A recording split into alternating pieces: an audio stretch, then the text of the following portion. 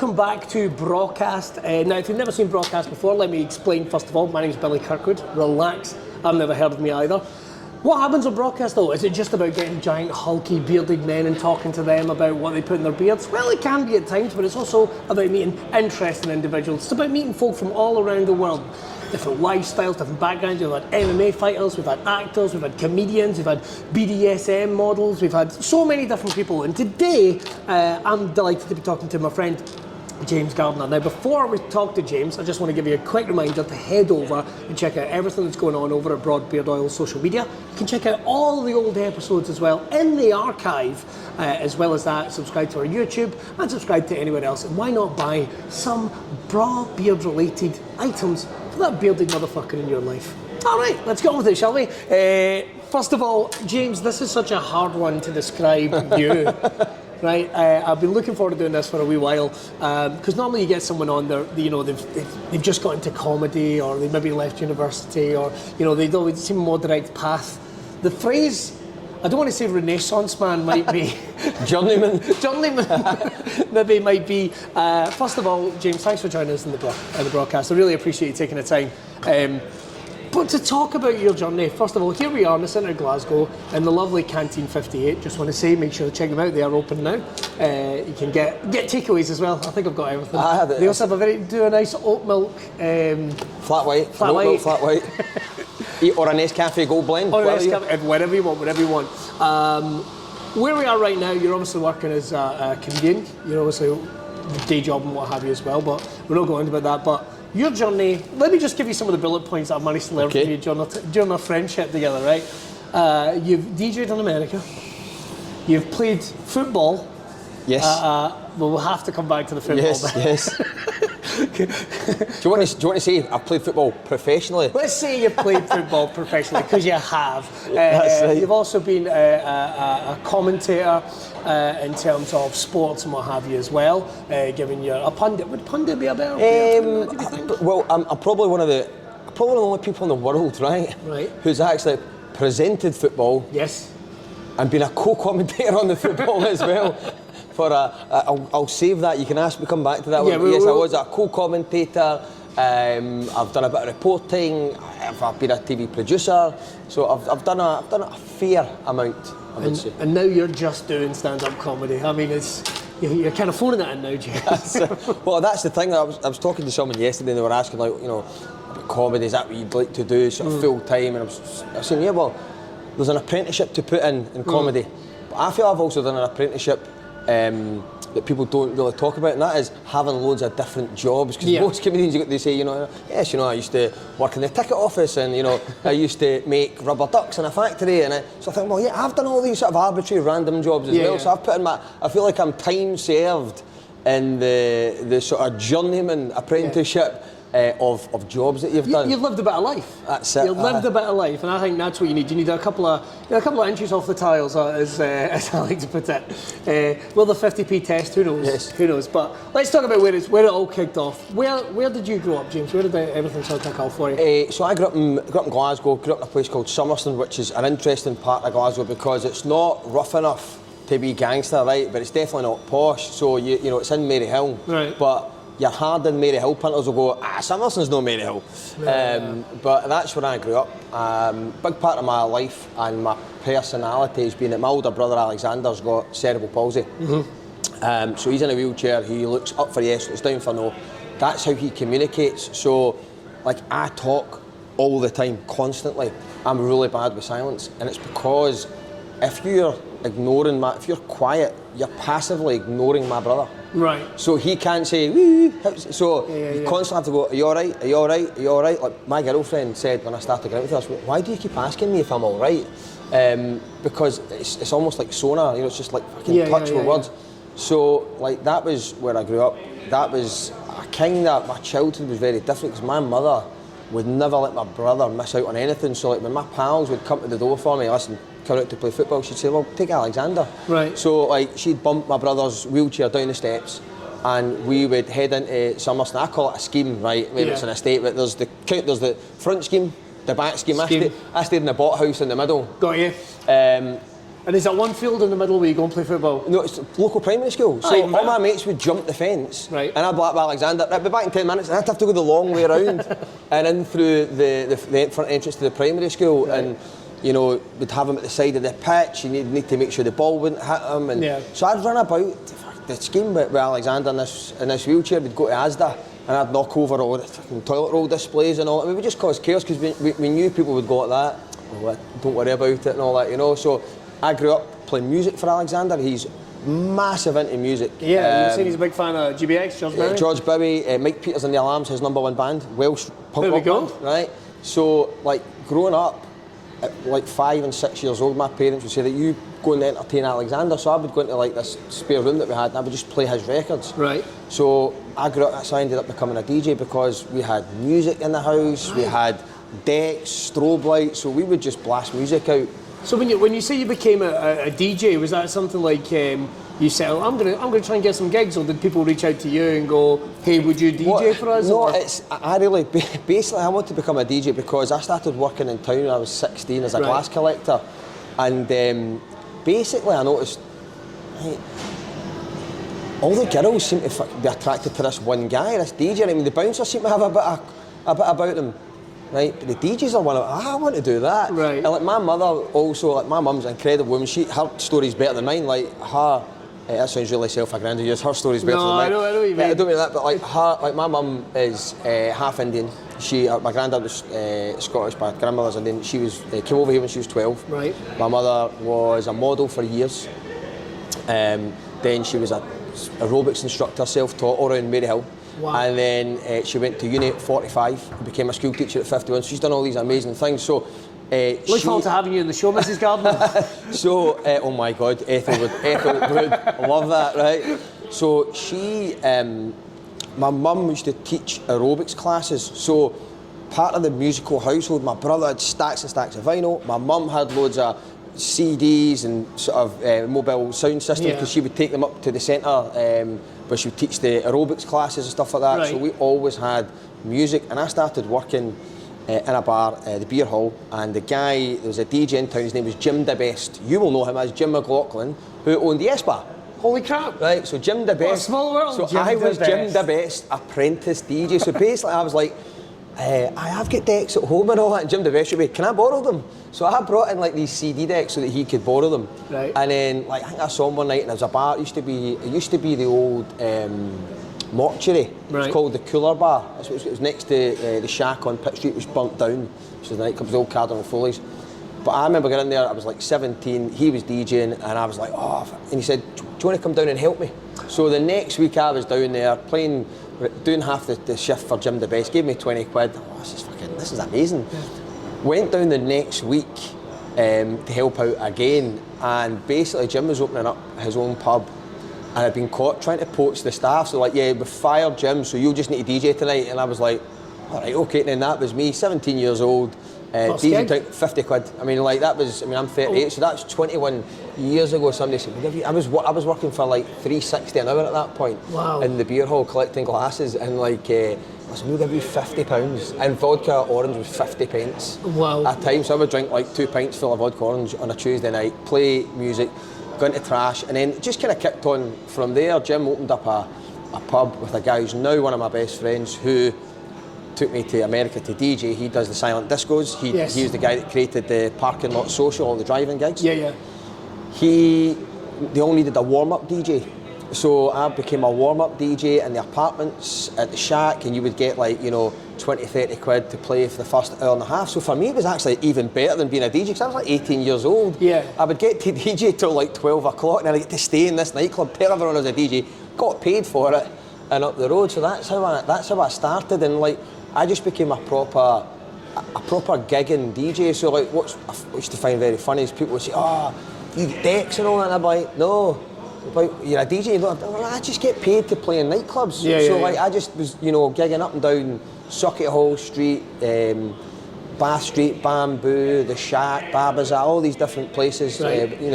Nightclubs that became various amalgamations of one another. But yeah, that's how I got into the DJing, and it was brilliant, man. I was like at university and I was DJing 4 nights a week. Right. You know what I mean? I wish now I'd done something. I mean, I think I was earning 300 quid a week. Then I had nothing to show for it. All I had was a stack of DVDs from HMV when DVDs were 20 quid. I was like, yeah, I'll have them. And I used to get a black taxi home from university every day. Actually, I had so much cash on me when I was a student. So when I look back, I thought, fucking hell, what did I do with that money? The students must have been wondering what the hell you did with this. This guy's going to be. Now you think I was a drug dealer? This guy's going to be a drug dealer. 100%. Black cab every day, best of gear.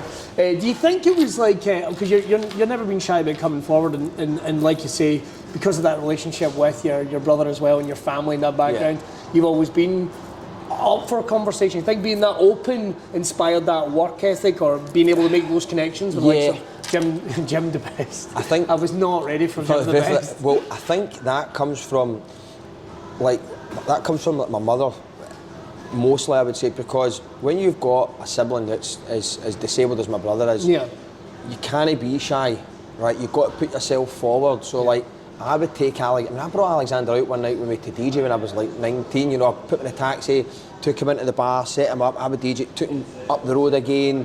I would, you know, I've taken Alexander to gigs at King Tut's, right? And my dad was like, well, how are you going to get him in there? And I'm like, listen, I'll figure it out, because that's the way my mum was. She's like, listen, Shug, we'll just need to ask someone.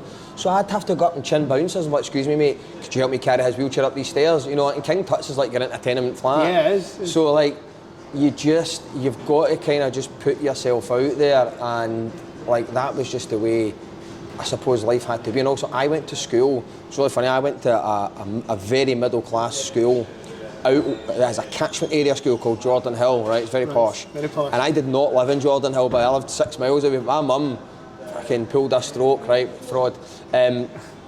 And got me into the school. So I used to have to get like 3 buses there, 3 buses back wearing a brown blazer, on the bus with guys from Postle Park, Maryhill. So you kind of had to have a bit about yourself to not get battered every day on the bus and stuff like that. So between my brother and like sort of that, you know, I just kind of... You just didn't have an option. I just had it instilled in me just to... My mum would say, just go and do it on your own, you know, and that's one of the things, like I didn't have, I suppose, I had lots of support in a loving household, but I didn't have that support network where your parents could take you everywhere, because somebody always had to look after my brother. So as a result, like if you had to do something, you know, go to football, go yourself. You want to go, and I remember going to win a competition to be on the radio with Susan Maguire years ago. I was the voice of the Cardi Buzz, right? And I went down to, it was like Barbuda, like a Wednesday night. You could bring 5 friends, and it was to be on the radio to do the club listens every week. It was a big competition. Like I was like 18 years old, turned up on my own. They're like, "Where's all your mates?" And I was like, "Fuck that. Well, my mates work, mate. Like, you know, so I'm here."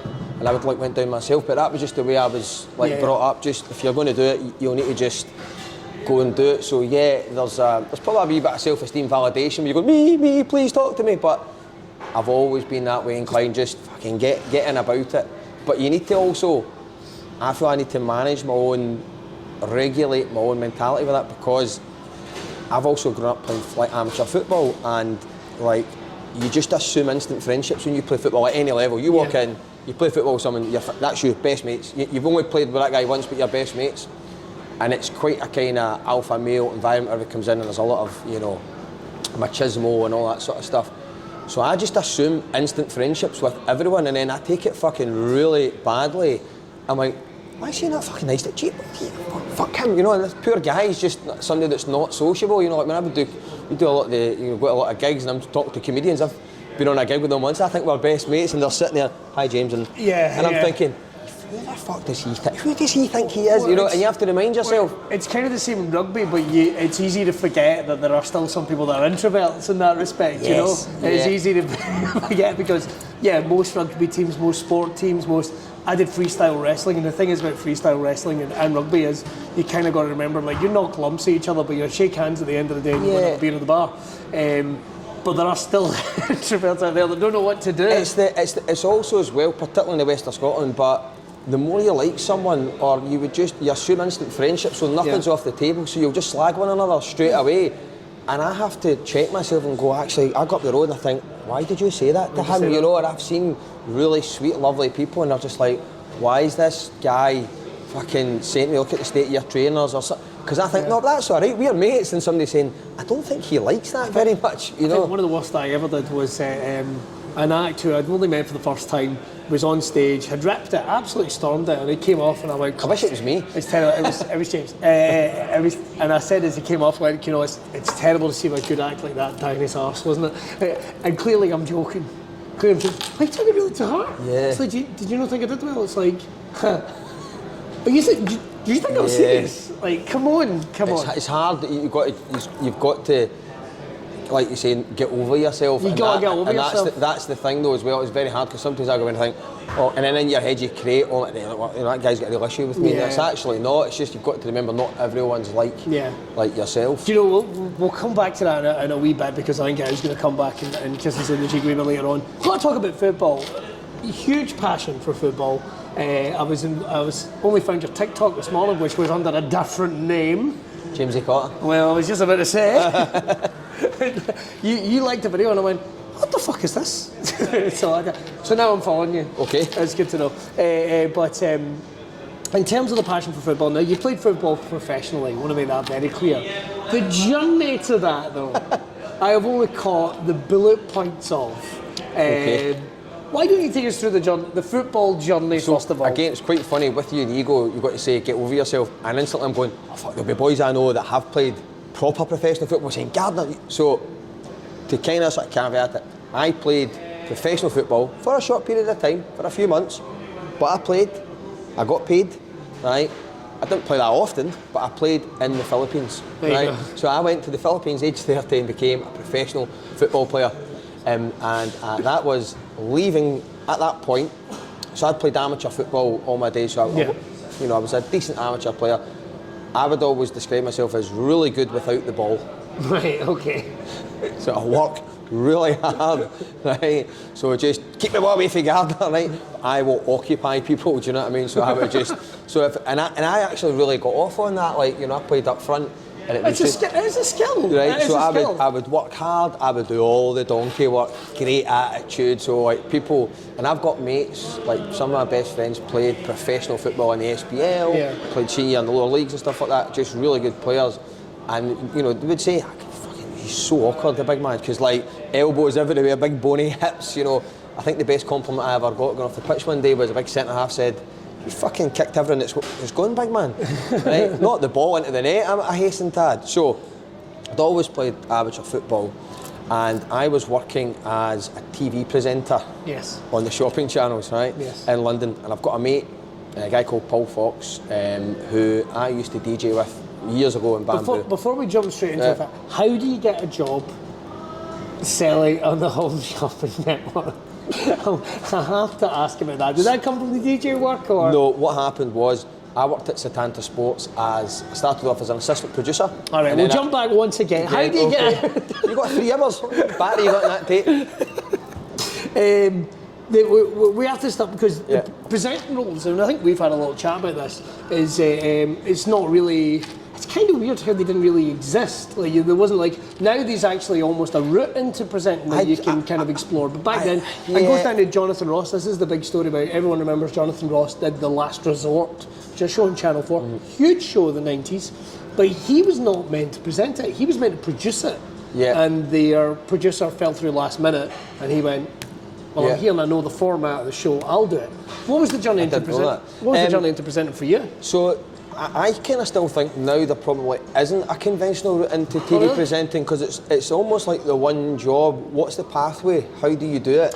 Yeah, that's true. I think there are more routes into it now. You can do courses on it, I guess. I think so. I think there's more democracy now in that you would need to be some sort of social media sensation, some sort of reality TV star. You've got a profile, because now they're going, well, if we get this guy, he's got 1 million followers on Instagram and he's wooden, but let's get him in here to present it. Previously, I think if you're going into the 90s, to be a TV presenter, you had to just be in the building. So you would work as a showrunner, where you would make cups of tea, fetch, running orders back and forth, and then you would just kind of be in about it. You might work as an assistant producer, a floor manager, and basically there would always be a wee opportunity would come up. That's how I understood it, that you might present the competition segment on This Morning. It's a 3-minute segment. We need someone to present it. You would do that. So I auditioned for MTV when I was like 18, 19, And just bizarre, like the guy was called James Gardner. I've always remember this name. We had to go to some hotel in Bath Street, and it was like an open casting. They used to do things back then. You would say to the model agencies, send these. So I was at a model agency. They sent me down with a bunch of people. Right. And I did really well, and had a few. Actually, was there all day and had a few drinks. This guy took me up like a few times, and he gave me his card. He's like, "If you don't hear anything, contact me." Did I contact this guy? No, because you think I'll just I'll hear from this guy again. So. That kind of almost gave me the idea to do that, and then I got a job as an assistant producer at Setanta, which is basically you didn't need to have any experience. He would train you up in the role, and I worked under a guy called Martin McNeil, who was Billy McNeil's son. Right. Executive producer was a guy called Colin Davidson. These were guys who had come from Sky Sports, and they trained you up. You just had to have a kind of basic knowledge of football. I'd grown up watching football all my life, reading the papers, so I kind of knew a fair amount, and you just kind of worked on the programme. So like you'd go out on a Saturday, you would take notes of the games, you'd be next to the commentator, be Rob McLean or Jock Brown, or, right, you would take the notes, you would take the tapes back, you would sit with an editor, you would edit a 90-minute game down to a 10-minute highlight show. So you'd produce all the inserts for the shows, right. And then basically there would be little opportunities, like you would maybe, like I was at a Livingston game once and Paul Lambert resigned, and we'd no reporter, so I asked questions at the press conference. So you would get little chances, and then what happened was I used to produce the European football on a Saturday night, so we would take in a feed from France and we'd show the game 8 o'clock. And I got my mate, Neil Murray, who used to play for Rangers, he was my co-commentator. I said, Neil, going to come in and wear your suit on a Saturday? And I asked, can I use the studio? It's lying empty, we're paying for it, can I use it for half hour? So I would make up little sort of fake programmes, as it were. As if I was presenting live football. Made up what you call a showreel, showed it to my boss, he was like, that's fine. And then it gave me an opportunity to present some Dutch football. We used to show the Dutch football on Setanta, so I didn't have to do the old, Steve McLaren accent, as you like smoked the pancake. and I presented this football. So at this stage I'm presenting a full studio, Frank Stapleton, who used to play for Manchester United, as my guest, in the earpiece, and I was only 26, and at that point, there was maybe only 4 or 5 people in the UK that would be presenting full programmes. I'm thinking, I am going to be big time, because if I'm doing this at 26, the next stage for me, my boss said, look, we'll get you onto Setanta Sports News next season. They'll use you. You're like Des Lynam and Gary Lineker. So they'll use you, for leading cover, and that's how it kind of goes. Channel went bust. Right. And then what happened? And how? It was a big thing, wasn't it? Yeah, so then I sent my showreel down to Sky Sports News. I got in touch with the exec producer, a guy called Andy Melvin at Sky, because I knew somebody at Sky. Yep. And it just never quite happened. And I think to this day it was my accent, because you would never get feedback. So I went down and I did a screen test at Sky Sports News for the online side. And the producer was like, oh, you know what you're doing. I knew how to talk. The football on your read auto cue, could work open talk back. And I had a mate who's a reporter there, a guy called Brian Swanson, and he would tell me that they had girls in there screen test, and they would be like, yes, Sepp Blatter, president of FIFA, and they'd be like, it's FIFA, right? And I think so. I thought I looked the part, I knew the game, but what was it? Because Glaswegians, to talk more clearly, we just come a bit more nasally and talk like that. We don't actually really appreciate that. And you're for the West Coast of Scotland, you don't open our mouth and talk like that, right? Whereas particularly when we get very excited. Yes, and we're very quick. So it never happened. And I had a couple of friends said to me, look, you just want to get on television. You need to get on, find your voice, get a bit of experience. And I just sent out my showreel to loads of people, and somebody said, look, these shopping channels are a really good thing to get on, just because you're on it. Because there was a guy, just to jump back, called Jerry McCulloch, who did Clyde 1. I think he's at Celtic now, but did Clyde 1, he did the 5:30 show. Jerry used to come up and present the European football for us, and he worked at bidup.tv and Price Drop. Right. And I remember somebody saying to me, listen, Jerry doesn't need auto cue. He doesn't use auto cue. He doesn't need it. He can take account. He can just roll with the flow, go on air, he can talk, because they're so used to thinking on their feet. So I sort of sent my showreel in there, and then they got me in for an audition, and I moved down to London at this point, and when I just felt like I had to make a change for change's sake, and I literally just one day packed up all my things, phoned my uncle and said, can I come down and sleep on the floor? And I went down, and I was kind of miserable, because I was missing my brother and my sister. Like at that point, I wasn't working. I was only DJing a few nights a week, so I was spending loads of time with my brother. I had a really comfortable life, living with my parents, and I swapped it all to go and sleep on the floor at my aunt and uncle's house. And when you live in London, life is hard. Life is hard. Like I used to be like, why do you not watch Neighbours each day at 5:30? Because they didn't get in till 7 o'clock at night, and they left at 7 in the morning. So I'd be in this house on my own during the day, miserable, sending out my show reels, which I could have done from Glasgow, but I kind of felt like I need to just make the change. Just having that address of London I just need to almost just create something. And then they called me in for an audition, which I went in, you know, I had to sell stuff, you know, and they would distract you and all that, and make you talk on the spot, and guys in your earpiece. And I got the job, and that's how I became a shopping TV presenter. And that is a thing that is, I mean, it's wild, because most people that are on the shopping channels, if not them all want to be famous. They all want to be TV presenters. I mean, everyone wants to be on X Factor, right? Yeah. And what most people have to reconcile, but they don't, is either this is actually a sales job on TV. It's not a TV job with sales. And it was the most competitive environment ever. Really? So you would get your schedule, a list of products, you'd have a numbered target, so you've got 20 grand in your shift. But that 20 grand would be made up of, I've got 600 singing kettles at 10 quid each.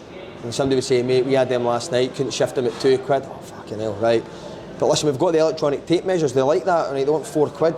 The producer would say, I think we can get £10 on that. So we would oversell and undersell, and we would change all the descriptions of things. So you weren't allowed to tell lies, because Advertising Standards Agency would fucking highlight it and shut you down.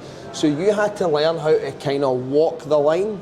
So like I wouldn't call something a quartz watch with, a men's quartz watch with silver face and rubber strap. I'd call that a hydrocarbon polymer sports strap with a crystallised quartz movement, you know, and I'd be able to sit and, so you would, and then you'd have the producer saying, all right mate, we've got 5 on the line. I'd say 10 on the line, try and create a feeding frenzy and stuff like that, and it was just, you were just constantly trying to reinvent the same product every night.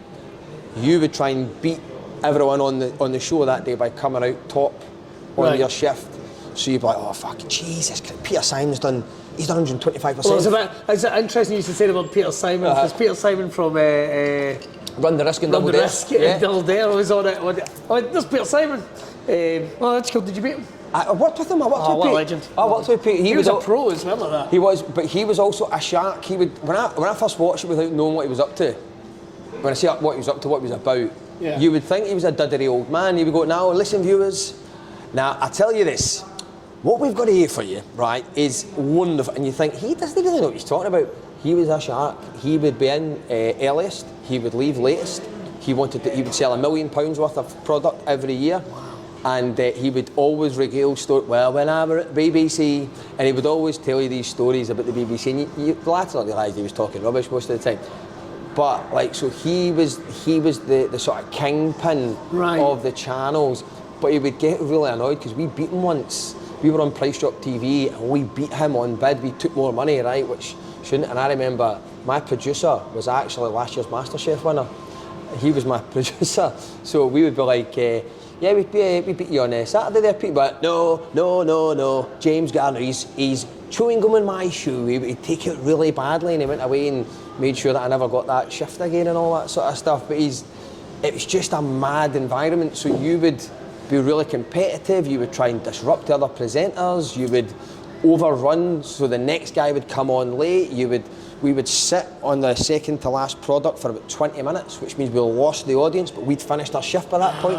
So I did that, and then I kind of chucked it because a mate of mine in Glasgow, who now lived in the Philippines, ran a gambling company, said, they've got a national football league out here, and all the games are on the telly. You could probably get a game. Well, that brings us back to the Philippines. Sorry for that 25-minute answer. Not at all. I think we talked about it just casually a little bit about it, but I'd always wondered. And if you're listening, fuck you, Peter Simon. I can say that. I can say that I'm not going to be in bed up unless it's a goth version of it anytime soon. Playing football and playing any professional sport seems terrifying. But your pal talking about the Philippines League. Tell us a little bit about the Philippines League. So, was it world beating or? No, not at all. But ironically, the number one sport in the Philippines for a nation whose average height is 5'4" is basketball. No way. Yes, that's. So did you play for the national basketball team? No, right. So they were trying to kind of make an effort at growing football as a sport. Right. And they've got a national football league now. It's based in Manila. So I went out there and kind of got a trial for a team.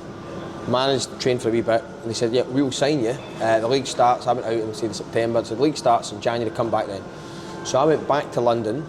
I'd switched channels. I went from Price Drop TV and a big money move to the Jewellery Channel. Oh, the Jewellery Channel is that's the gold standard. It's the Rolls Royce of BidUp.tv. If you've ever wanted to know what it's like presenting a TV programme in a car park, right, I can at the back of Hounslow, right, where we had a cat that used to come into the studio, and I used to like it being there because I got a bit of company. It was all robotic cameras, so it was like I would do 10 at night to 2 in the morning. I'd sit with my jeans and my long johns underneath because my car had been stolen at this point. So I used to have to do my own makeup, and then I'd finish at 2, wipe all my makeup off, run across the road to catch my one of 3 buses back home to West London. Oh, Jesus. So I went back out to the Philippines to join this team. They'd since sacked the manager. The new manager saw me play and was like, "Nah, you're all right, mate." How you go? So I ended up going to sign for this other team. It was an expat team. They were only part-time. And then, as luck would have it, a guy called Brian Reid, who used to play for Rangers and manage United, was installed as the manager of the league champions, a team called Global FC. Small team, big ambitions. And my mate went, I know, Big Reedy. Right, so we went down to watch them play, and my mate, and I'm confident, this guy steamed down and went, "Yeah, big man, you should sign my mate, he's some player, right?" And I was like that, "Oh no." And Big Reedy, "Is that right, big man? Right, well, come down." So I went down and played this game, did really well, and I basically engineered it, it's the old classic. It was like Del Boy Trot. I phoned up one, said, "Listen, that other team, I want me to sign for them, Reedy." Right, okay, I need to look at you at training. So I went down and trained with him for a week. And one of the guys that I met was from Sheffield, a guy called Ben Starosta, who had played for Sheffield United in the Premier League. Jesus. Played for Poland at the Under-20 World Cup, right? Played for Bradford and he was a proper professional football player. And he's like, "What teams have you played for, mate?" And I was like, "Just a couple of teams in Glasgow, my man." He's like, "What, Celtic and Rangers?" And I was like, "No, Shawlands and Kings Park Rangers." So all the big ones. I haven't played for them. They're a wee bit of big ambitions. So, it was brilliant because, you're kind of getting to live your dream. Every guy wants to be a professional footballer. We trained in 32-degree heat at 8 in the morning, and it just gives you another appreciation because there's a sort of a widely held either misconception or conception that footballers are maybe not the brightest, right, or a bit thick. Some people would say. And they say, well, his brains are in his feet. Yeah. My brain's not in my feet, right? I've got 2 degrees. I think I'm a fairly intelligent guy. I would fucking take a pass, run out, and because of the heat, because the drills would be more complicated, I'd just freeze, man. And Big Reedy would be shouting, "Big man, you had a whiskey last night?" Oh, fuck it. And he'd be laying out the cones every morning at training, right? And I'm, "Oh, fucking hell, please no." And I'd be we'd be in groups, wait to do these passing drills, and I'd be like, "Where do we go after that pass there?" and all that. I've been trying to figure out, and I've got a very linear brain. Right, so once you take it, and then you give it, and then you go there, what happens next? Do you give it back to that guy? And they go, "Just follow the man in front of you." And I'd be like, "All right, okay, cheers." And it was, honestly, man, and it's so funny because confidence is such a big thing. When your confidence is down, man, you're like, "Oh, please please keep the ball away from me." Even going from, like you're saying, the training that you'd done as an amateur footballer, even at this level with Global FC, that the type of professional football training, and people don't appreciate the hours and hours and hours that people put in. That was just mind scrambling. It's what basically. So Brian Reid had a pro licence. Yep. So most maybe amateur football coaches will have a C licence or something, and all the training drills are kind of the same. So you'll do a training drill that maybe have 4 passes in it, or 3 passes and a C licence. But when you get your A licence, it might have 8 passes. So that's like 3 times the amount almost of passes, and you've got to figure out what you're right. And like if you've played amateur football, you've played football with your pals, and you maybe train once or twice a week and play on a Saturday.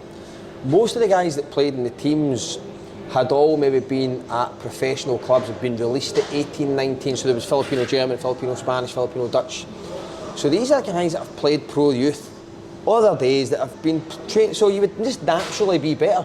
I couldn't fucking do any of the things that you needed to do at training. I was quite good in a game because you can almost camouflage yourself a lot more, because you can shirt pull, you can position better, you can use your experience, you can run. I was great at running, right? So I could do all these things. I had a really good attitude. I was fearless. I would fucking clatter into people. So that kind of stuff can elevate really, really average talent. But in training, right, take it in, drill it with your left foot, man. I'd be fucking swinging a big left peg at it and all that, about to fall over. You know, and like people would be thinking, I was the guy that would say, I'll get the gaffer, I'll get the cones and the bibs, mate, no problem. Yeah. Go and get the goals in. Gaffer, no problem, I'll do that. You know, that was me. I had a really good attitude. But the levels are so different.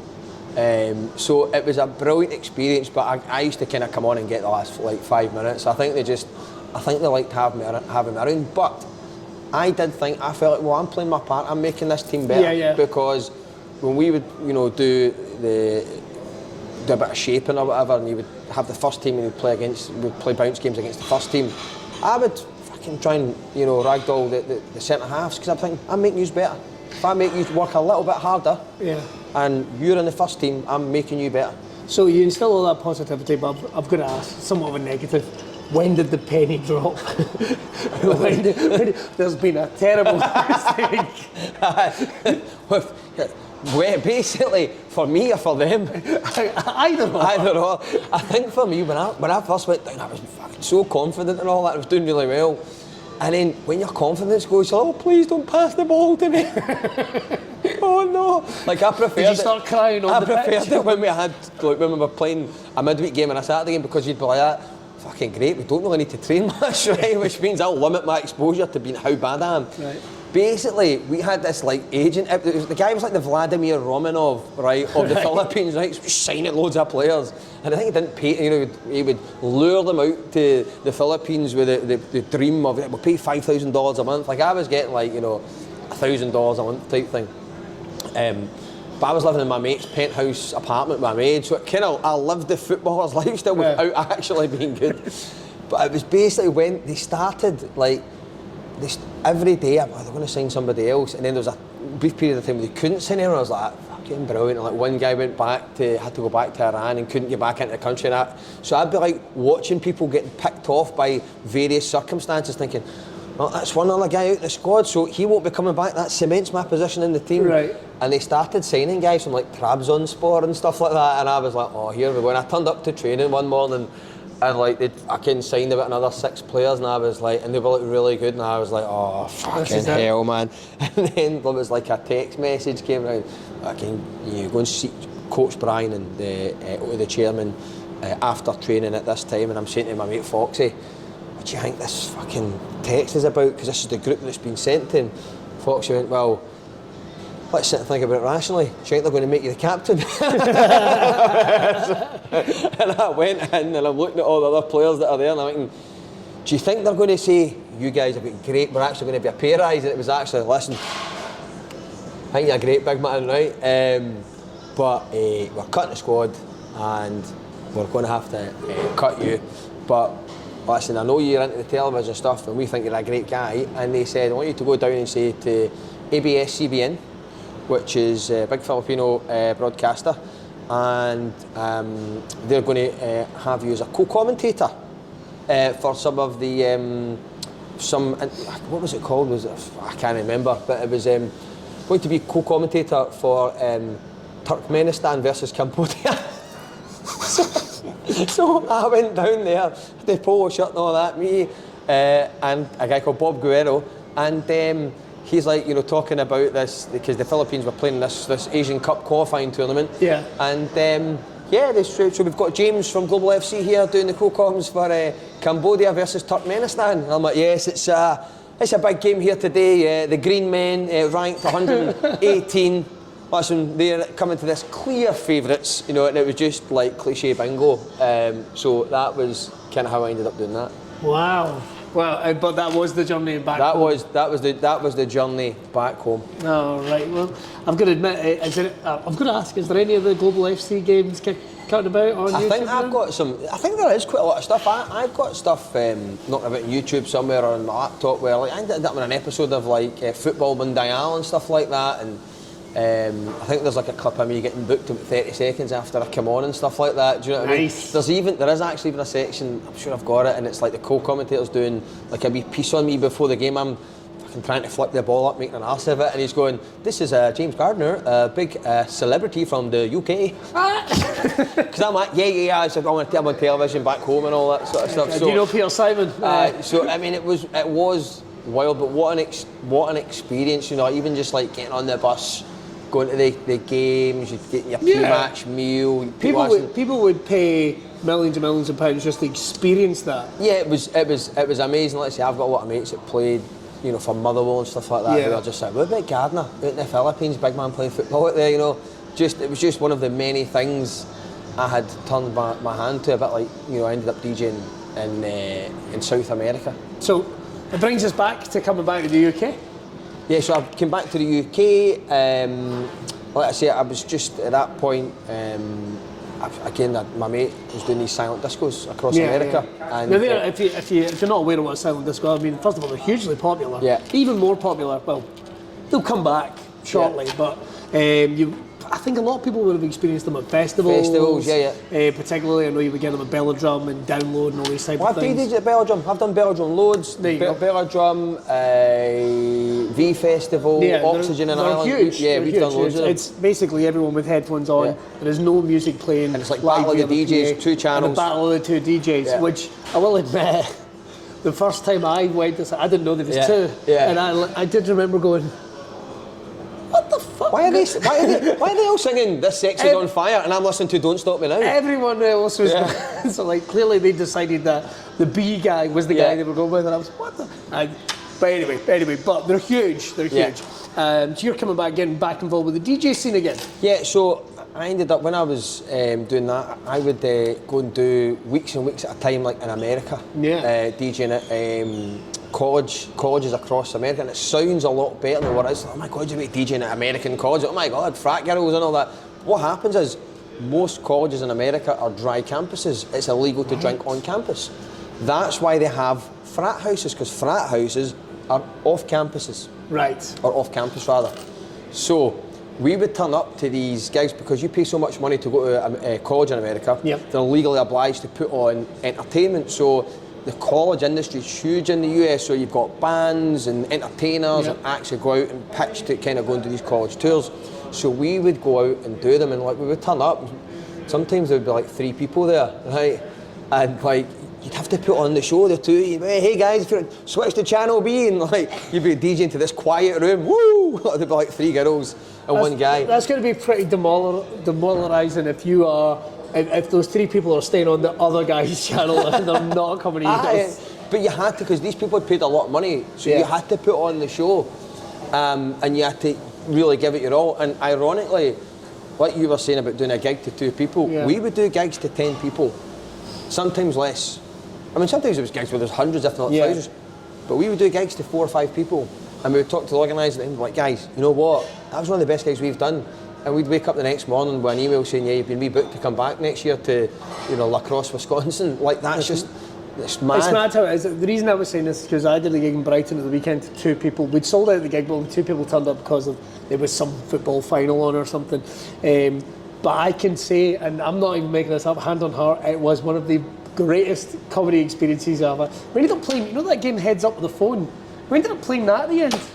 We just had to laugh. I don't think I've laughed consistently for an hour like that. I think actually, when you've got fewer people there, your inhibition's lower because you think there's almost that when if there's 100 people there, I'm going to have to play this safe. Yeah. When there's 2 people there, you think, let's just go out and I can have a laugh, have a carry on. You almost free yourself up a wee bit. and you know you're a bit more cavalier. So I can kind of understand that. So like because there's 3 people, you think I'm going to need to really push it. I need to provide the energy here. Whereas if there's 100 people there, you'll feed off their sort of energy or the atmosphere of the room. I think there's plenty of performers and DJing is a completely performance art all of its own. Is that you need to be playing the place like it's like the greatest gig. I'm a big believer in the 11 a.m. rule, which is you only feel good or bad about a gig until 11 a.m. the next morning. I've heard it. Susan McCabe, I think, has spoken about that. Is that for the main reason of if you're at a great gig, that's fine, but you're only allowed to feel smug about it until 11 o'clock the next morning. Yeah. And every gig is just an audience is on its own, and I'm not annoyed at the people that didn't turn up because they didn't turn up. They're not my concern. Yeah. I'm more concerned about the people that are there. Yeah. And that sounds like your ethos in terms of the gigs you were playing. Yeah, that's totally how it was, and it's all about, for me, life's kind of almost always about a value transaction. So I work in sales. Right. That's the day job, and I actually really love selling because, in its purest form, selling is about creating or transferring value. I wrote my thesis on selling when I did my masters, right? I need to talk about that quite a lot because it's the only value I've had from doing it. I was just thinking of masters. I did what's called an MBA, Masters in Business Administration. Oh, very nice. So people think I'm good at basketball, but I'm like, no, it's not that.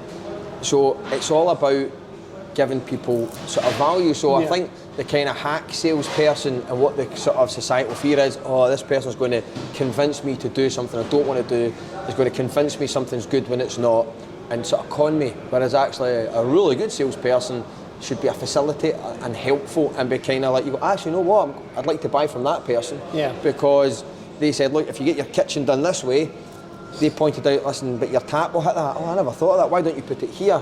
That's creating value. Yeah. On Price Drop TV, although I was kind of joking about it, it was the same there. It was a really good grounding in that there was people that were able to get more money for a product because the price on Price Drop TV, the price would fall until all the items sold out. So we didn't force people to buy at a certain price. They would buy it themselves and they would sell out. So we would have the same product. I'd have these glass, a vase, right? Because when you say a vase in a glass, we didn't a vase. We would have these glass vase or these kind of glass bowls, and I would sell them for. I'd always sell them at 30 quid, and I'd have 50 of them. Yeah. But they'd be on Price Drop TV that afternoon, and the guy would have 10, and he'd get 15 quid for them. And the law of economics suggests you shouldn't be able to do that. But I'd be able to sell it better because I knew more about that product. So I would be able to talk about it more, and that would be able to hit the sweet spot for people. Go, oh, I didn't know that was hand pressed, and actually I didn't really know the history behind the company that created this. Really, that's really interesting. So for me, it's a really good kind of grounding in what I like to call the value transaction. So if someone's paid money to come and see you at a show, whether it's a comedy show or a DJing gig, if the DJ's up there and he's texting on his phone, or he's, all right, buffet's open, right?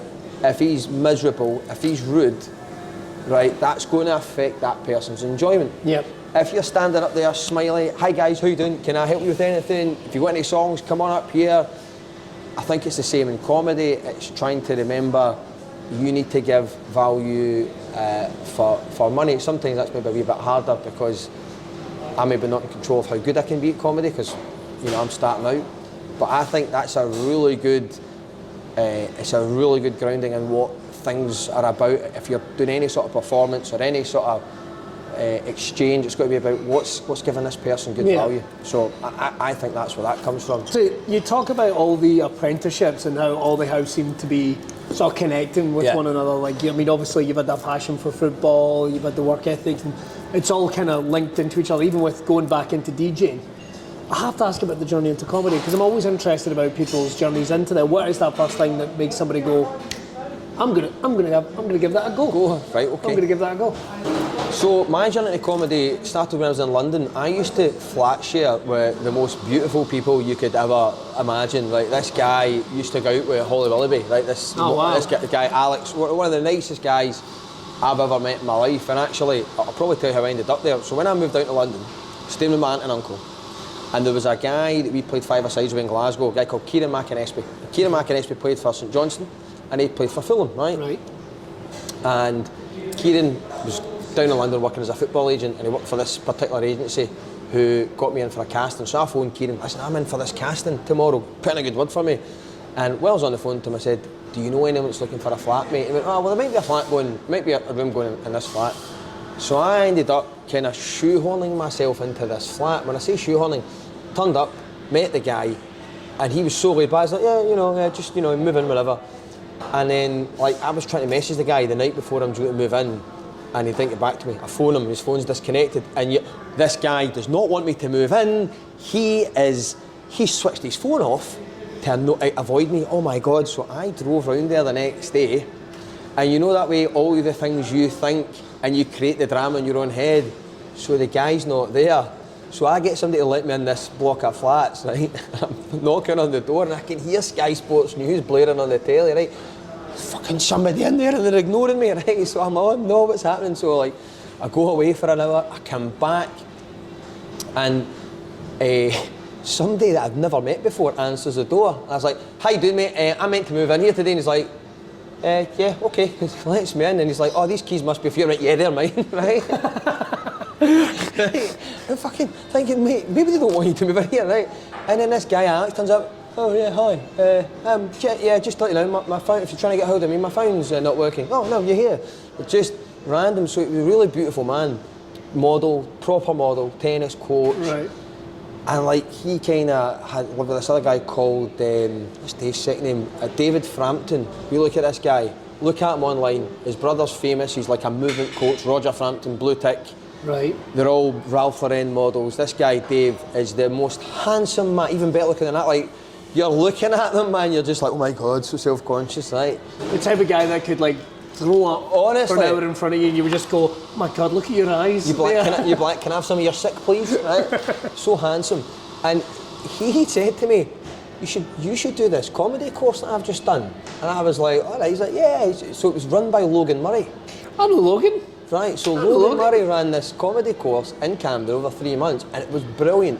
He's produced some So I think Greg Davies, all the guys from We Are Clang. Russell Kane, did he? I think Russell Kane has one of his, or at least he went through it at some point. Anyway, it's a big name. So, and there's a guy, like, so we turn up, I'm in London, and when you're from Glasgow living in London, you're blown away that there are famous people everywhere, do you know what I mean? I'm like, fuck me, he's from EastEnders, right? So like, I would go boxing in the morning, and like the wee guy, I shouldn't call him the wee guy, but my friend Nabil used to go boxing, and Nabil was in Only Fools and Horses, EastEnders and Ali G, right? He was the guy, Gary, remember in the episode of Only Fools and Horses? He's smuggled in the back of the truck and he ends up in it. Right, so I'm like, Nabil's my pal, you know, like, I'd be phoning the boys, I know guys from EastEnders, no, I hang about with them all. And I went to this comedy course, and you're doing the wee circle, tell us about yourself, and I think, that's that guy that was in The Office in EastEnders, a guy called Joe Bygraves. Right. Like, and he played Don's boyfriend in The Office. Lee worked in the warehouse. Oh yeah. So I'm like that. So everyone's playing at dead pure, and I'm thinking, mate, you're in EastEnders, my mum loved you. So we did this comedy course, and it was amazing because we met some great people, culminated in a gig, did this gig, and then I didn't follow through with it. This was 10 years ago. I didn't follow through. I think I did about 5 gigs. I went to like 5 open mics, but I never followed it through because I was still working on the shopping channels at this point. And then, I went to the Philippines and came back and DJing, and then I moved back home with my parents. If only you'd had some life experiences to get material from, James. But that's the thing, and like I don't regret anything. You can kind of lament, and I just think, if I moved back to Glasgow 2012, and I think, if I'd have started then, I'd have maybe been gigging with you and like, Kevin Bridges and stuff like that. I think then if you emailed the stand and got, you used to get like 3-5-minute slots. It was a very different place back then. Whereas I think I've still not done Red Raw at the stand yet. I've not done it yet. We'll get that sorted. I had 5 minutes scheduled in June, and then COVID happened. So that was what happened. So I always wanted to take it up, and it's one of those things you can turn around and before you know it, they say your life's, 7 years have passed. I've been back to Glasgow. I've not taken it up. So I kind of had. I don't like the term midlife crisis because I think it's actually quite poor. It's a societal way to describe somebody almost reassessing their life. I would call it a bit of a breakdown in that regard. So I was working in sales, and I was working 6.5 days a week, and I was really lonely as a person, and being a workaholic really just kind of camouflaged that fact. It hid that I had a real load of solitude, because I would kind of been living my life for other people. So like my brother and my family was really important to me, but I would work from 10 in the morning to 10 at night, like I say, 6 days a week. And I'd bought a flat, done my masters, so I'd done all these things that I thought you were meant to do. So I'd gone from all these things, right, and I think, right, I'm stable and I've got money, and you start trying to validate yourself by doing different things. So at one point, right, and this is not a boast, it's actually to highlight how fucking stupid I was, but I bought a Porsche, right, at one point, and I had a work car that I worked commission only, I had a work car that I paid 500 quid a month for. I then bought a Porsche. I used to drive it one day a week, right, and so my kind of values were sort of out of line. Yeah. And like I say, you don't know that you're lonely or that you're miserable until you stop being lonely and miserable. So it's really hard to go, oh, I'm really unhappy here. So what I was doing was I was going out a Saturday night, getting on it, you know, partying, drag myself to work on a Monday, and I was just kind of existing, and it suited me because I didn't have to confront the loneliness, and I didn't have to confront the sort of that existential crisis that I've experienced, that sort of what is this? Because you're sitting there going, right, I've bought a flat and I've done this and I've done my masters and I've got a job and I earn good money. Fuck it, is that it? You know, and I sort of quit, took a time out, chucked my job, sold my flat, sold everything that I had basically, because whilst I was earning a lot of money, you know, like a lot of money, I had a lot of debt, because I didn't realise, somebody said to me, yeah, when you're depressed, depression's like the spending. So I'd spent a lot of money, and I remember like my mum like tearing her hair out, like, what's my son doing, what's he doing, like, we thought you're settled and I'm selling this flat and starting over, and I ended up staying in my mate's spare room, and you're just like 36 years. I mean, I moved back in with my mum and dad when I was 30, just back from London. They chewed me up and spat me out between the Philippines and everything else, and I was 30 and I was in debt. And then I got this sales job, cleared it all off, bought a flat. So you think, oh, that's you, made it. No, back down again, right?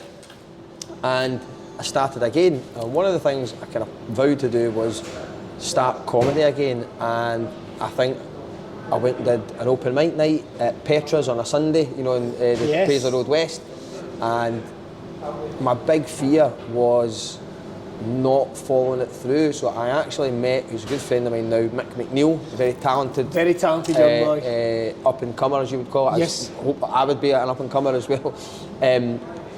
And I spoke to him, and I'd been like 2 weeks in. He's like, oh, I've done 31 gigs in 3 months. I think he's maybe 2-3 months ahead of me. And I thought, like, that's what I want to do. So I made sure I kind of did like 4 gigs a week for that sort of 6 months. I managed to do about 100 gigs, you know, before COVID sort of shut us down. And I shamefully don't watch a lot of comedy. I've made a big effort to watch a lot more now and listen to podcasts and stuff like that, but I hadn't watched, I'd never been to the stand before. So the first, to give you a big compliment, the first guy that I had seen, really, first sort of pro comedian I'd watched was you. What? It was Icebox. Now, if anyone's... Icebox? That was the first gig I saw you, obviously.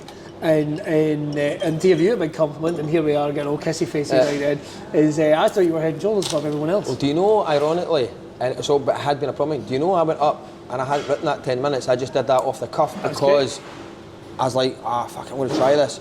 But you'd come in and just teared this room upside down, and I'd never seen anyone do that before, and I was like, I enjoyed watching the show. That's the one thing I would say to any young comic is I got to sit and watch the show. I got to watch everybody, which is amazing for me. I'm like you.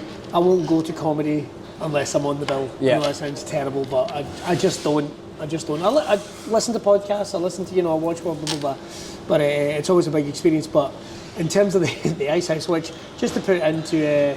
How can you describe? Have you ever been to Biker Grove before? it's like the bomb shelter in Biker Grove that you still hang about. And I don't know. It was pretty accurate. Accurate. It's just kind of like it's under the arches. The arches, down in the Gorbals.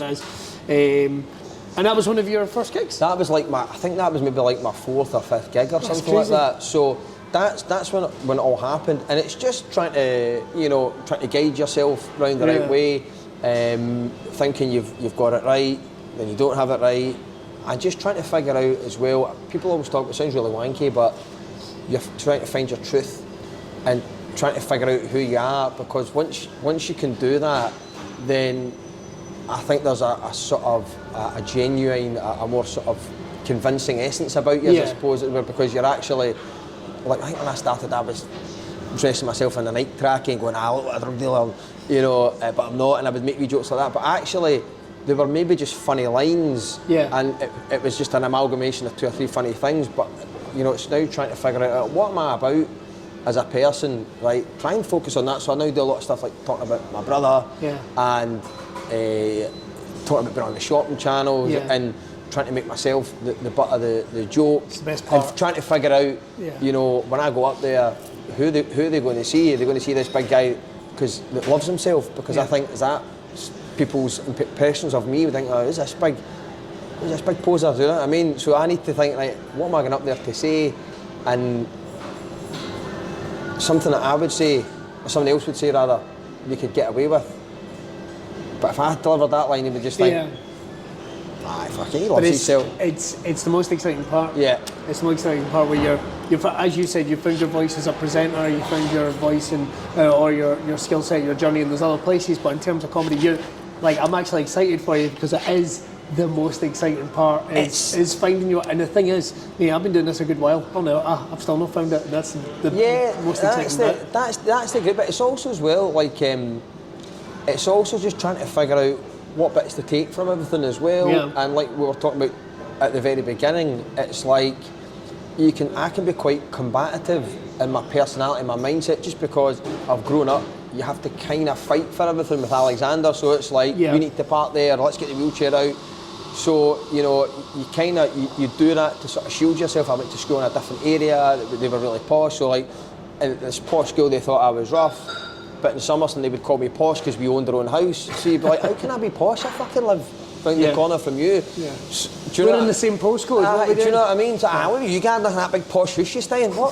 Fuck, stay in a bungalow? What are you talking about? Like you wear 2 matching shoes. I go to that mad posh school and they're like, fucking hell, I go to Jordan Hill and they're like, how do you end up going to this school, James? Yeah. You know, so it's about trying to find your place with people and not taking, because people are obviously self-centred, not in a negative way, but because I think selfish is a really bad term. You know, we say like, I need to be selfish. Yeah. It's not. You need to look after yourself. Everything in your life is centred around you and the people around you. So you will interpret someone's comment to you about you. You know, you'll not think, use a bit of empathy, think they're having a bad day, or as a comedian you're doing gigs, you're always wanting the pro comedians or the headliners to see your set, and you come away from it and say, oh, fucking what about him? He doesn't what? That guy's got his own thing going on, so you need to learn not to take that to heart if somebody's not said hello to you the way you expect him to say hello. Do you know what I mean? You're like, how's it going, guys? Nice to see you. And they're just like, all right, hi. And you're like, oh, well, how dare you know? So it's just trying to sort of take all those things, and then also I think the thing as well, when you're a new comedian, knowing what you can say and what you can't say now has become a mindful, and I've spoken to you about it. And again, we'll just say on the record that there's been some really helpful people. Des McLean, Susan McCabe have been really helpful. Mark Nelson has sent a couple of messages just on Facebook, which he didn't need to, just like, oh, you beat the gong, amazing. I found you've been the most helpful of anyone that I've met so far, just because that's what you want. You want somebody to give you a bit of help, a bit of guidance. And nobody's obliged to do any of that, so it's not that, you know, you should do that. It's just trying to look for the bit of help, the bit of guidance, and just try and be, I think the main thing you said to me was, just try and be a good person. And if you try and be a good person, it will come out. So I think once people get past that sort of brash veneer that I've got, I think now some people in the sort of comedy community in Scotland are now maybe starting to see, he's an alright big guy, and that's all you want. I think this period of I know that you can be quite a spiritual cat and that type of things as well, and all about self-improvement and what have you. We've talked at length about that.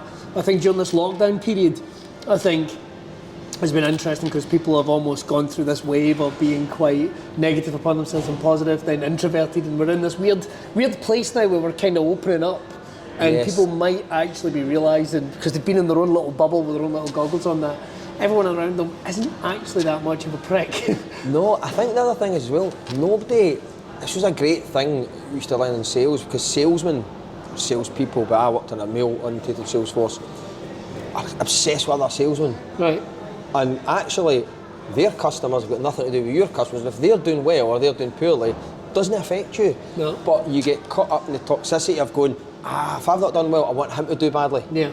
Or, your first reaction is, fucking hell, he's doing really well. Why is it not me? And you have to regulate all the time and go, right, okay, but hold on a second, does that affect you? Yeah. And I think the other thing I always find fascinating is people actually don't really care about you. And not in a bad way, it's just like nobody is actually spending that much time thinking about you. So if you think they think, people are just like, all right, James, all right, cool. Is that big guy? All right, he's all right. Occupying your time with negative thoughts about other people is the most ridiculous, and stupidest thing in the world. Like not living in the moment, thinking, can't stand that such and such.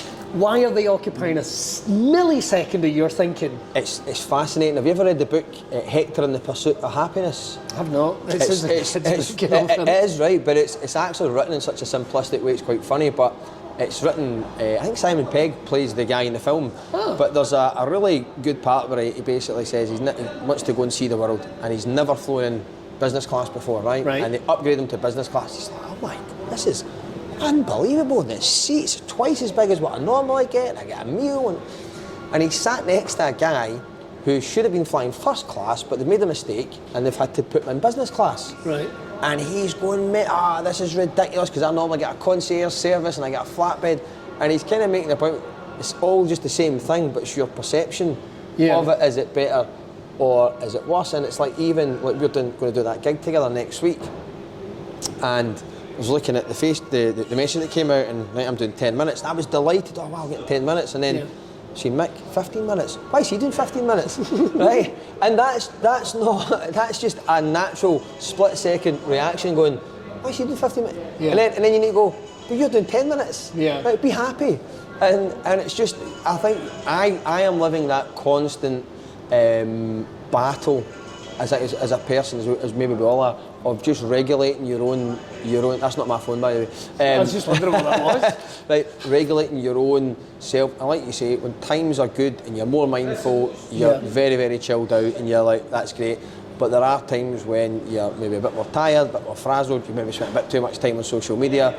You're talking about TikTok there, which has been great. I joined TikTok about 2 weeks ago.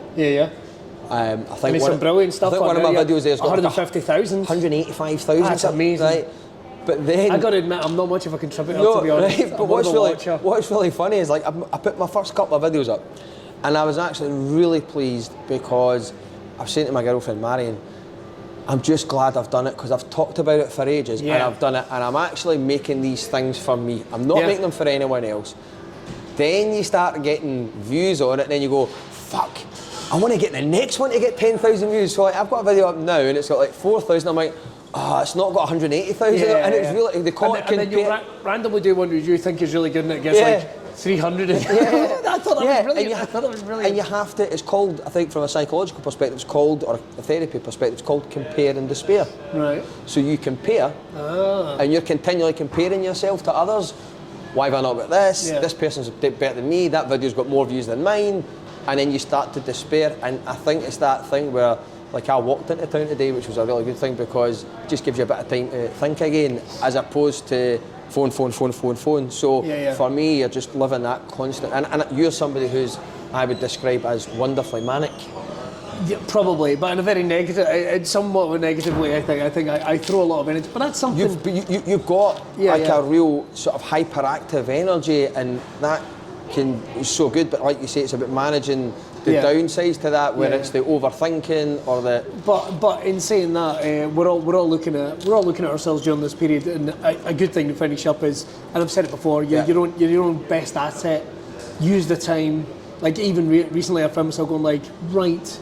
Should I want to do this, but I know I can't do this, and this, and this, and this.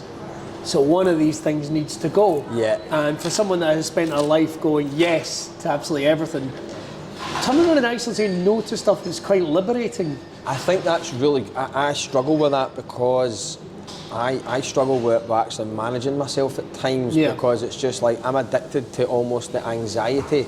And I come from a high stress household because, you know, anything, the most mundane task was high stress, because when you've got someone in your family that needs 24-hour care, with highly special needs, going to the shops is, right, my dad's high stress because it's all about, you know, control. How do we make sure these wheelchairs, you know, are people going to bump into them? How are we going to get there? Can we change them? We're going to, so everything becomes stressful. So I've come from a background of high stress, and that's just, I kind of like it, but it's also making life easy for myself.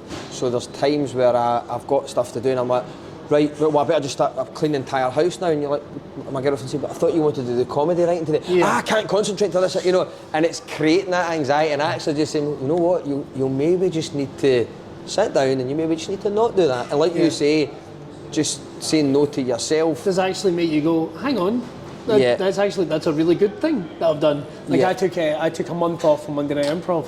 Why? Because I didn't want to do anything on Monday nights. And I knew that I'd be busy the day before, and I knew that I'd be busy the day after, but being able to go, I'm not going to do that for a month, gave me the time to do other things. And it is interesting that getting that balance. It's what we're all doing. We're all being very spiritual right now. Yes. Yeah, I know you've been doing the cold water treatments as well. What's funny? Have you been doing them recently with a bad back? Not been doing it recently because my back's knackered. So I'm hoping to take that back up soon. But probably to finish on it, what I find brilliant about the cold water stuff, it's such cold water therapy and Wim Hof and all these things. Such a progressive thing, right? Yeah. Like it's very, you know, it's very new earth, very sort of new earth, sort of organic, and the rest of it. And what I love about it, it's just full of BAMs. Right, you got the camsies, right? And I just find it, and I'm trying to figure out how to write about it. You got the camsies, you would expect, like I came in and I was like, you know, I'll have the oat milk flat white, thank you. Yes. And yet, for such a progressive, organic, natural thing, you know, because you can get, it's just full of BAMs. So you got the camsies, and I'm getting in the water, and you're like, where you from, mate? Do you know what I mean? Like, where are you from, mate? My man. I'm like, all right. And the other guys have all, like, there's a lot of recovery and addiction groups that go. Yeah. So, and it's brilliant, but it's really funny because like one guy's going, you get some done after this, by the way. I tell you what, you get a much better higher fist than taking the Charlie, right? And I'm like, what's going on here?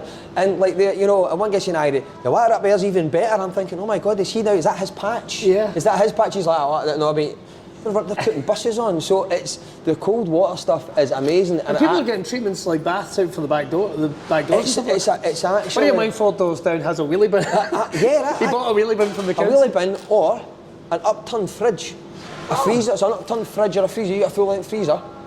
You just close it, and then people are doing that, creating ice baths out of that because it's sealed.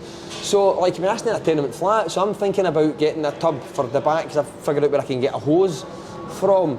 But again, that's all down to habit. And when I was doing it, I did it in December. I did 30 days on the trot, and then and then all of a sudden you get the hot showers again. You're like, well, I don't know if I want to do the cold one, you know. But that stuff like that, just trying to push. I suppose, is trying to push yourself out your comfort zone as often as you can. And I've probably tried to make that my mantra.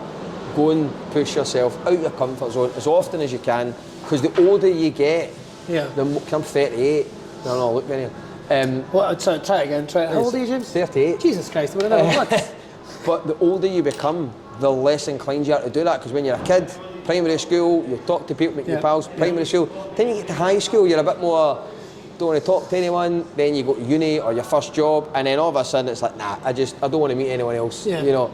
I have something written on my wall, and I would say this to anyone, if not now, when? Just in clear, if not now, when?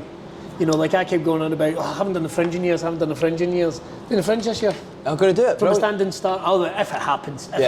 But it's certainly something, and I would say, as a mantra in your life, I know you're saying this is a recent thing, but it sounds like you've been doing this for a while. It is, but what's really funny about that is I have written a screenplay about the shopping channels, right? I've been wanting to write one for years. I wrote it a year ago, and I've done nothing with it. And then I think Channel 4 have got the deadline 30th of July for the Blaps, which is, I think you can submit. Yeah, I've seen those, So I've got a mate I did the comedy course with, he's got his own production company, but he's not PACT registered, so he said, look, it's 300 quid plus VAT or whatever it is to register, so, and it's just gone nowhere because I've got that, and I've also got another sort of pitch for a screenplay, but it's actually based on a centre, an adult training centre, which is where my brother would go. Right. people with special needs. And because there's a lot of hilarity, we use humour to deal with everything, so I think there's something there to highlight this whole tranche of people that don't get coverage or how they communicate and their personality across. And I was listening to a podcast, it was a Sopranos podcast I was listening to yesterday, and Ricky Gervais was on it. Was he? Aye, because he's a big fan, and he was I've rediscovered The Sopranos on TikTok, actually. It's amazing. Well, there's this brilliant podcast, it's called Talking Sopranos. It's Steve Sciarippa and Michael Imperial. He's the guy who played Christopher. Yes, yeah. And he's like, what a great dynamic. So Steve Sciarippa's just like your everyman guy at the end of the street, right? He's, hey, this fucking guy, hey, he's an asshole, right? And Michael Imperial, he's like the actor's actor, like, you know. And he'll mention someone, and he'll say, and the woman who plays the coffee waitress is Sarah Smith. She was in an off-Broadway production 10 years ago, really good actress. Yeah, I saw her in that. So he knows everything. So anyway, he's friends with Ricky Gervais. Ricky Gervais is on yesterday, and he's talking about his career. And it's that thing, if not when now. And I was thinking, so what am I waiting on to submit this pitch? So I actually messaged my mate last night saying, listen, why don't you just register this? I'll pay for it, and we'll just submit the pitch. Because I'm thinking, well, what am I waiting on? Like this perfect screenplay to write? So I'd written a pilot episode, but then I wanted to write a mid-part, and I realised you're just actually putting off getting it out there, because I don't want the rejection, because rejection's out your comfort zone, and that's like in sales. People hate phoning customers, because customer that you've been with, and we'll phone you tomorrow, best friends, you're the best salesman I've ever seen in my life, and you phone the next day, no, I'm not going to go through that, bye. And you're like, ooh, you know, you take it like a dagger to the heart, and you have to go, but remember, they don't hate you, and that's that thing. So we don't like rejection, and like when you put yourself on stage for comedy, you're putting yourself up for rejection. Put yourself in sales, you're putting yourself up for rejection. So I'm kind of, I suppose, hiding myself from a wee bit of rejection. Well, not for much longer, by the sounds of it, mate. Not for much longer. James, this has been amazing. We could have done another touries. Absolutely. But tell you what, where's the best place? I mean, we're on TikTok now as well. Yes. We're growing adult men, and we're on TikTok. Right. Where's the best place for people to get in touch? I think probably Instagram. I am jgardner164. Yep. But I'm on TikTok now as James A. Cotter, as in Rabsy Nisbet, which was my nickname growing up. Just used to call me Cotter. So James A. Cotter on TikTok, and just come and find me on there, and hopefully there's stuff worth seeing. Awesome. Well, we are going to be gigging together next week. Junkyard in Hamilton. Yes. I think that's on Tuesday the 20th. Tuesday 20th. 20th. You can get tickets for that. But of course, we will see you next time on Braw Cast. Now, don't forget, head over and check out everything that's going on social media. Make sure to follow James. We'll put some links in the bio, what have you, before, so you can find him. And hopefully, we'll talk together very soon. Great, man. Thank you.